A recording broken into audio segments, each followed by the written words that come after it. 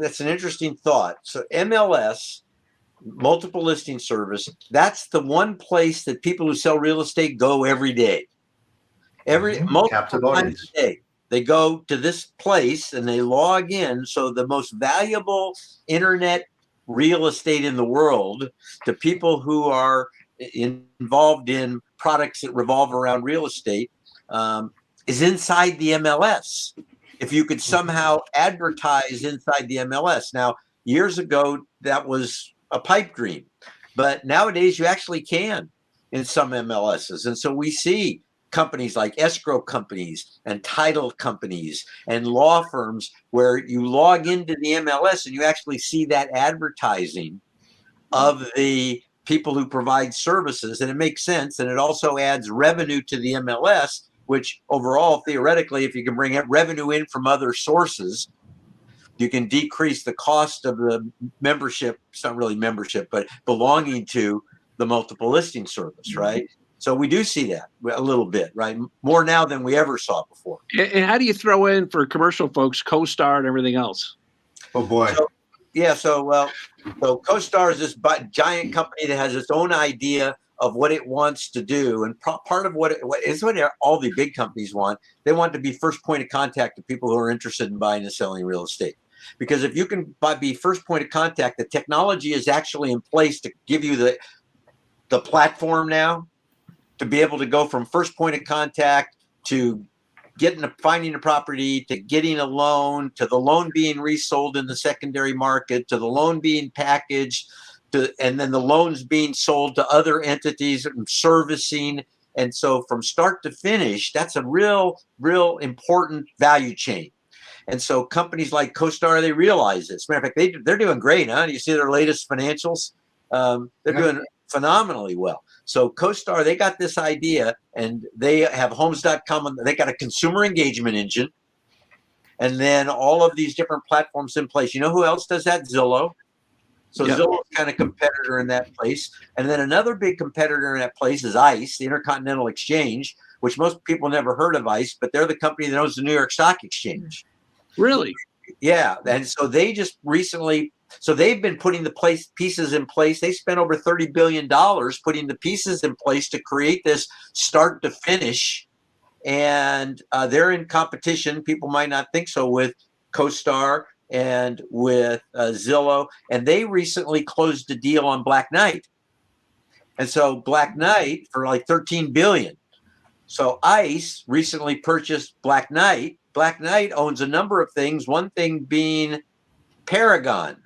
Paragon is an MLS system, because most MLSs, they don't have their own software. They buy it from the big companies.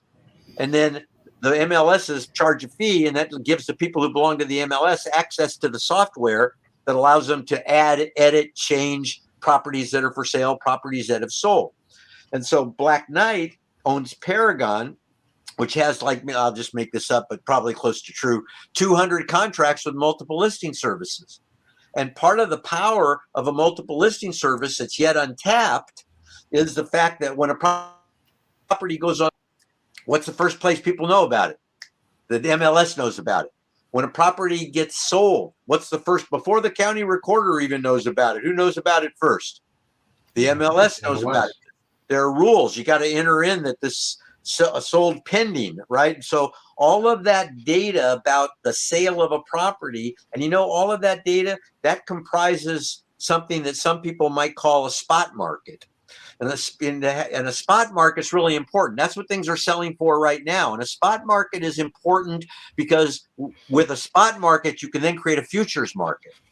And if you can create a futures market, you can start to hedge your investments in different categories. You can buy futures in a lot of different things, but you can't. Real estate, it's kind of tough. And the reason is there's nobody put together a spot market yet.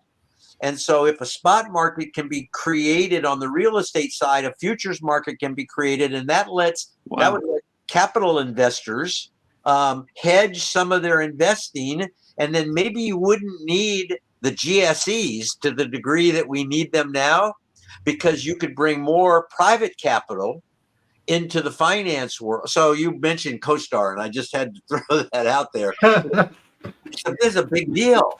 these It's a big big companies deal. and what they're doing, right? And it's kind of like we don't pay attention to it, me included. And then somebody says, "No, go look at that. Go watch. Look at this is what they're going to do next. This is the next piece they're going to acquire." And then when it happens, it kind of opens my eyes a little bit. So I think CoStar's a player, and right, and they got And home. they want to be. Oh yeah, they are. Sure. Yeah. Yeah.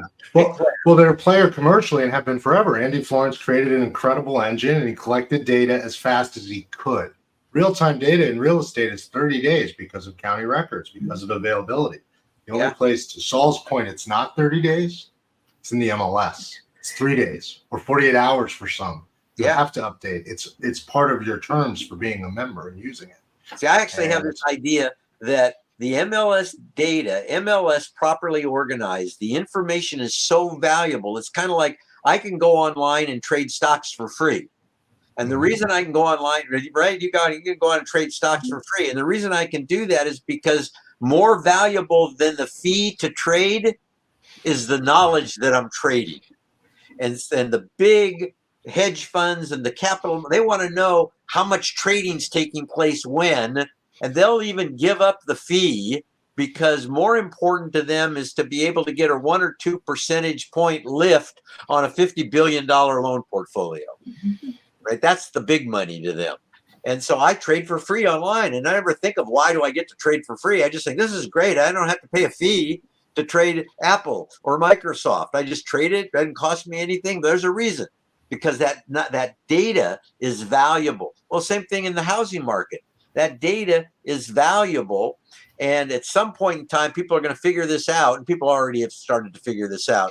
And they're going to be able to capture that information. And then if the MLSs are smart, they'll say, why don't you just pay for our whole back end and all of the software costs, and we'll let you have the transactional data. And now it won't cost anybody to put their listings into the MLS, right? So there's this evolution, this step forward. Where it goes and how fast, I'm not sure. But the writing's on the wall.